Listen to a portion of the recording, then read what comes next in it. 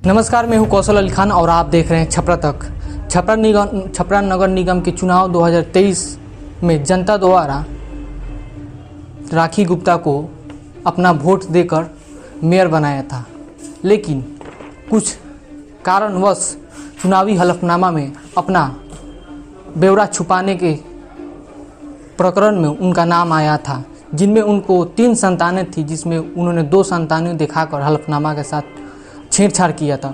उसके संदर्भ में सुनीता देवी बनाम राखी गुप्ता प्रकरण बिहार चुनाव आयोग के ट्रिब्यूनल कोर्ट में चल रहा था, जिसके चलने से 6 महीना 7 महीना चलने के बाद निर्वाचन आयोग के न्यायाधीश द्वारा उनको अपना बात रखने के लिए समय दिया जा रहा था, लेकिन उन्होंने कुछ ऐसे अवसर पे तिथियां पे नदारत रही और अपने वकील को के भी समक्ष अपनी बातें ना कह सकी, जिसके तहत निर्वाचन आयोग के ट्रिब्यूनल कोर्ट ने उस प्रकरण पर अपना फैसला सुरक्षित रखते हुए 27 जुलाई को 2023 में अपना फैसला सुनाया था। लेकिन उसके बाद भी फिर भी ये कवायद लगाया गया कि हाई कोर्ट में उनके द्वारा अपील किया जाएगा इस चीज़ को लेकर, लेकिन अभी की स्थिति अगर देखा जाए तो वो केस डिफेक्ट हो चुका है। तो अब उसके साथ साथ बिहार निर्वाचन आयोग ने बिहार में होने वाले उपचुनाव को लेकर डेट की घोषणा जारी कर दी है। इस संदर्भ में नगर निगम क्षेत्र विभिन्न प्रत्याशी उठे हुए हैं। इस संदर्भ में हम अभी अमरेंद्र कुमार सिंह के पास आए हुए हैं, जो पिछले बार भी मेयर प्रत्याशी के तौर पे थे, लेकिन कुछ कारणवश शायद इन्होंने उठा नहीं था, आप शायद उठे नहीं थे। तो सबसे पहले आपका स्वागत है हमारे छपरा तक में। जी नमस्कार, आपका भी और आपके छपरा तक के दर्शकों को भी। पहले आप अपना परिचय दें। मेरा नाम अमरेंद्र कुमार सिंह है, मैं सलेमपुर का निवासी हूँ और मेरा वार्ड 27 पड़ता है। जी, आप मेयर प्रत्याशी के तौर पे अपना दावा कर रहे हैं और जनता के बीच भी जा रहे हैं। क्या क्या जनता के मुद्दे के साथ क्या क्या आप अगर जीत के आते हैं, चुन कर आते हैं, तो क्या कार्य किए जी का? अभी तो मैं जनता के बीच में जा रहा हूँ। क्या संकल्प है आपकी, ये बताइए। संकल्प तो जो भी समस्याएं छपरा नगर निगम के अंतर्गत है, जैसे सबसे ज़्यादा है अभी कूड़ा का। कूड़ा प्रबंधन के तहत यहाँ कोई भी काम नहीं हो रहा है। जो भी कूड़ा है केवल 1 नंबर वार्ड से उठ रहा है, 32 नंबर वार्ड में फेंक दिया जा रहा है, 32 नंबर वार्ड से उठा करके 5 नंबर वार्ड में गिरा दिया जा रहा है। मतलब कूड़ा का ये जो भंडार है शहर में ही रखा जा रहा है, शहर से बाहर नहीं जा रहा है। तो इस पे काम किया जाएगा। इसके बाद दूसरी समस्या शहर के लिए है जल निकासी। शहर में अगर एक बार भी थोड़ा सा भी बारिश हो जाता है तो पूरा शहर जलमग्न हो जाता है, इसलिए इस पर भी काम किया जाएगा आने के बाद। जैसे कि प्रथम आपने बताया कूड़ा का संग्रहण करके डिस्पोज करना। हाँ, तो कहाँ तक मैं जानता हूँ कि ग्रीन ट्रिब्यूनल कोर्ट द्वारा भी बिहार सरकार को लगभग 3000 या 2000 के लगभग जुर्माना दिया गया था। उसके साथ साथ छपरा का भी नगर निगम का कुछ ऐसा मामला था कि जमीन को चयनित करके कचरा को डिस्पोज कर। नहीं, उसमें हम बता दें आपको कि एनजीटी के माध्यम से नगर निगम पे 2 लाख रुपया पर मंथ का फाइन किया गया है, लेकिन नगर निगम अभी कुछ भी नहीं कर रहा है, ना उसका फाइन जमा कर रहा है और ना ही उसमें अपील में जा रहा है और ना उसके अधीन कुछ जो भी प्रोग्रेस काम है कर रहा है। केवल ये जो भी पूर्ववर्ती मेयर रहे हैं ये लोग अभी तक लूट खसोट का काम किया है। लोग कोई भी कूड़ा प्रबंधन के तहत काम नहीं किया है, जिसका खामियाजा पूरा शहरवासियों को भुगतना पड़ रहा है। और हो सकता है कि आने वाले 12 तारीख को, जो कि अभी मुकदमा चल रहा है एडीजे 9 में, उसके अंतर्गत हो सकता है कि नगर निगम में आपको ताला लग जाए और नगर निगम के सारे कार्यों पर रोक लगा दी जाए। उसके बाद जो भी पूर्ववर्ती मेयर हैं वो क्या करेंगे समझ में नहीं आता है कि कैसे उन्होंने काम किया कि आज नगर निगम बंदी की कगार पे है। उन लोगों के जो कार्यशैली था इसी तरह का था और आगे भी वो लोग आ रहे हैं, दम भर रहे हैं, तो फिर कैसे काम करेंगे आप समझ सकते हैं। ठीक जी। आम जनता का ये कहना है कि नगर निगम में 8-10 नौकरशाहों का राज्य चलता है, ना ही मेयर और ना ही नगर आयुक्त की बात कहा जाता है। 8-10 जो नौकरशाह हैं उनके द्वारा होल्डिंग रसीद अब मनमाने तरीके से होल्डिंग पे जो सर्वे किया जाता है कि जो दाखिल खरीद से रिलेटेड होता है होल्डिंग का भी, उसके साथ साथ विभिन्न ऐसे कार्य हैं जो इन्हीं 8-10 लोगों के अंतर्गत। देखिए ऐसा कुछ नहीं है, ये जितने भी प्रतिनिधि जीतते हैं, वो मेयर हो, उप मेयर हो, वार्ड हो, अपने आप को बचाने के लिए कहते हैं कि प्रशासन काम नहीं कर रही है। मैं बता दूं कि नगर निगम के मेयर का जो पावर है कि नगर निगम के अंडर बैठने वाले डीएम, डिस्ट्रिक्ट मजिस्ट्रेट भी उनके अंडर में आते हैं। अगर मेयर चाहे तो अपने कार्यालय में बुला करके डीएम को फटकार लगा सकता है, लेकिन हमारे यहाँ के दुर्भाग्य है कि जो भी मेयर बनता है वो लूट खसोट में लग जाता है, वो अपना पावर नहीं समझता है। और लूट खसोट का मतलब कि भ्रष्टाचार। तो अगर आप भ्रष्टाचार के तहत पैसा लीजिएगा, पैसा उगाही कीजिएगा कर्मचारियों से, तो कर्मचारी का अपने घर से थोड़ी ला के देंगे, वो तो कर्मचारी भी कहीं जनता से ही लेंगे पैसा हो। तो इस तरह ये जो भी मेयर बने, उप मेयर बने, अभी वार्ड भी जो है, वार्ड भी चाहते हैं कि हमको पैसा की उगाही हो। बहुत सारे वार्ड को मैं जानता हूँ जिन्हें कोई नौकरी नहीं है, कोई आमद नहीं है और संजोग से जीत गए हैं जनता के बल पे, अब वो चाह रहे हैं कि मुझे पैसा मिले महीने के महीने। तो ये क्या नौकरी का जगह है क्या? नौकरी का फॉर्म भरे थे आप? ठीक ठीक। अभी देखा जाए तो शहर में धूल, अतिक्रमण और उसके साथ साथ विभिन्न प्रकार के ठेले, फास्ट फूड के दुकानें और दुकानदारों द्वारा शहर के अगल बगल के जो भी सड़कें, फुटपाथ होते हैं उनको अतिक्रमण कर लिया गया है।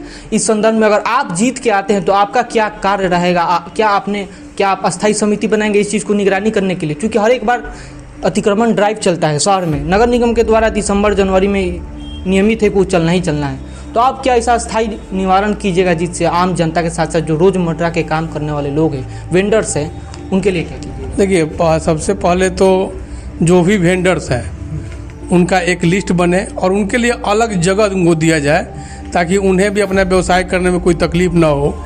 और एक बार अगर जो जोन खाली करा दिया गया, दोबारा अगर वहाँ वेंडर फिर पहुँच रहे हैं, इसका मतलब कि कहीं ना कहीं वहाँ प्रशासनिक उदासीनता है और कोई ना कोई पैसा ले करके पैसा उगाही करके, या थाना हो या नगर प्रशासन हो, उसके वेंडर जो भी नगर कमिश्नर जो होते हैं, टैक्स कलेक्टर, ये लोग पैसा लेके फिर दुकान लगवा देते हैं। तो ऐसे लोगों से बचना होगा और उसके लिए एक कमेटी बनानी होगी कि जो परमानेंट छापा मारते रहे कि नहीं यहाँ दुकान नहीं लगाना है, अगर दुकान लगाइएगा तो आपको फाइन परमानेंट लगेगा। इस तरह हो सकता है कि एक दो बार करने के बाद लोग दुकान लगाना छोड़ दे और वेंडिंग जोन तो अलग बनाना ही पड़ेगा नगर निगम को, इसका कोई उपाय नहीं है। शहर में ज़मीनें कहाँ हैं ये बताइए? वेंडिंग शहर की ज़मीनें, बहुत सारी ज़मीनें हैं। आप चले जाइए, ये जो जगह है साहिबगंज, जहाँ पे सब्जी मंडी है, वहाँ इतनी जगह है कि इस पूरे शहर का वेंडिंग जोन बन सकता है। नगर निगम का अपना ज़मीन है।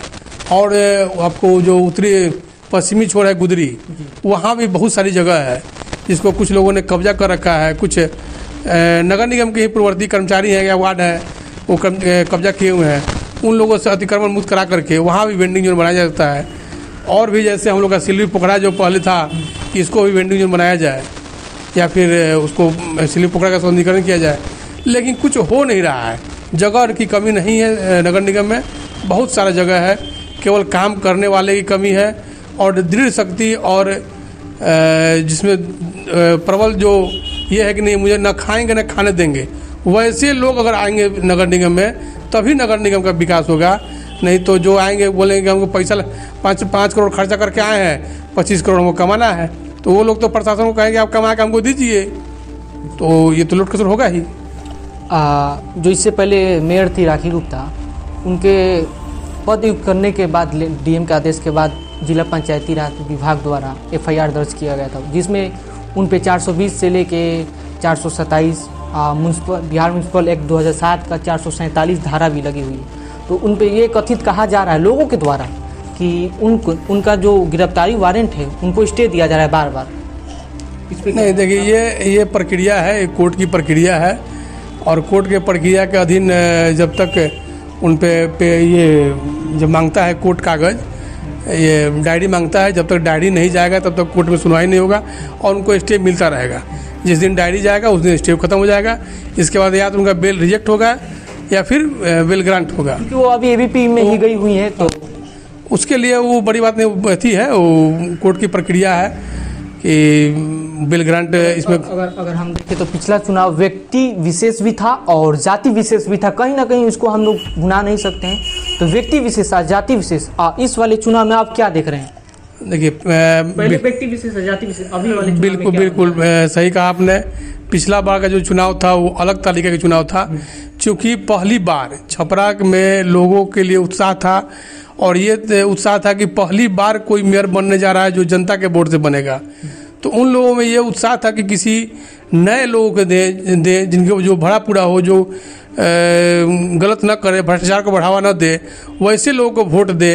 तो उसमें कुछ जातीयता भी हुई थी, कुछ उनकी व्यक्तित्व पे भी गया था, वोट मिला था। लेकिन जीतने के बाद जो काम हुए हैं नगर निगम में, क्योंकि आप देख सकते हैं कि उनके जीतने के पहले जो नगर निगम में कार्य कर रहा था कमिटी, वेंडर जो सफाई कर्मी का था, वो मात्र 42 लाख रुपए महीने का था, 42 लाख रुपया महीना पर मंथ का था। लेकिन उनके आने के बाद एक नए एनजीओ ने काम करना शुरू कर दिया जो 1 करोड़ 30 लाख रुपया लगभग ले रहा है पर मंथ। लेकिन सफाई उससे भी बदतर है, सफाई के नाम पे जीरो है। ऐसा नहीं कि पहले से बेहतर सफाई हो गया है। तो ये पैसे का लूट खसुट हुआ है। और राखी गुप्ता जी जब आई तो सामानों की इतना ना खरीदारी हुआ, इतना ना कमीशन खोरी हुआ कि अपने चरम पे है सब कुछ। और अभी जो कार्यकारी मेयर है ये भी खरीदारी पर ही ध्यान दे रहे हैं, सफाई पे कोई ध्यान नहीं है। ये सारे लोग नगर निगम के पैसों का बंदरबाट कर रहे हैं। और अभी आपको कुछ दिन पहले हमने फेसबुक पे डाला था स्ट्रीट लाइट घोटाला, कि छपरा में जितने भी स्ट्रीट लाइट लगे हुए हैं उसको खोल करके और वहाँ टॉर्च लाइट यानी कि छोटा लाइट लगाया जा रहा है। आप देख सकते हैं कि जितने पोल पे लगे हुए हैं सब छोटा छोटा लाइट हो गया है। तो आप समझ सकते हैं कि कितना बड़ा घोटाला हुआ है। मुझे लगता है कि आम जनता की शिकायत है कि ये जो छोटे लाइटें लगी हैं बंदरों के द्वारा कूद कर तारे हिला दी जा रही है। और बारिश में कुछ खासा अगर देखा जाए तो बारिश में ये कमजोर लाइटें हैं, ये वेपर लाइट उसको बोल नहीं सकते हैं, वेपर लाइट या स्ट्रीट लाइट नहीं बोल सकते हैं, ये टॉर्च लाइट लगाया गया है। तो टॉर्च लाइट तो हल्का होता ही है, वो तो कमज़ोर होता है, कम दाम का होता है। ये लोग पैसे का बंदरबाट किया है, इस चीज़ का मैंने पहले ही अंदेशा था। जो अभी कल के मैंने पेपर में पढ़ा कि नगर विकास मंत्रालय ने इसके खरीद पे रोक लगा दिया है। सारे नगर पंचायतों नगर निगम पे रोक लगा दिया है कि कोई अब खरीदारी नहीं करे।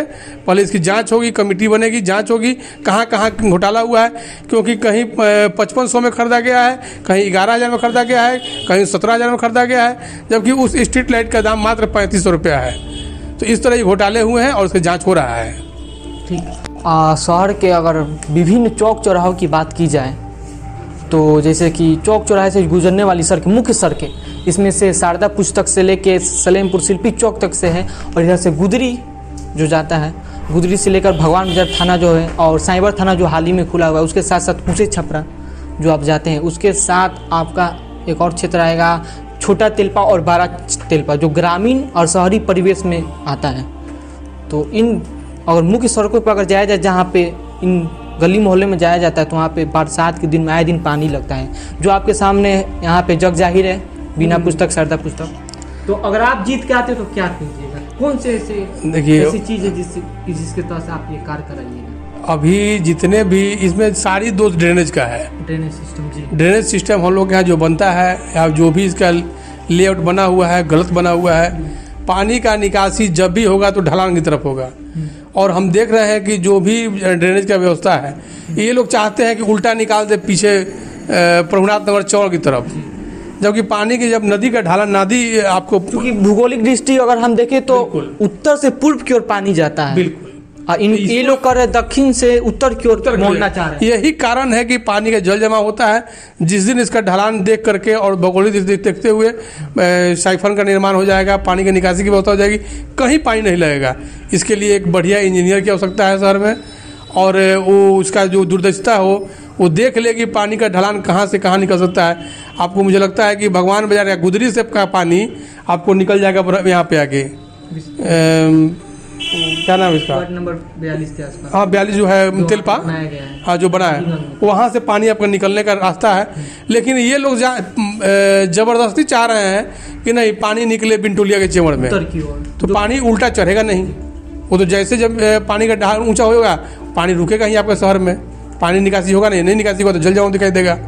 इसके लिए पहले लेआउट की ज़रूरत है कि शहर को समझ करके और उसके अनुसार लेआउट बनवा करके अब फिर साइफन लगाया जाए ताकि पानी का निकासी हो सके।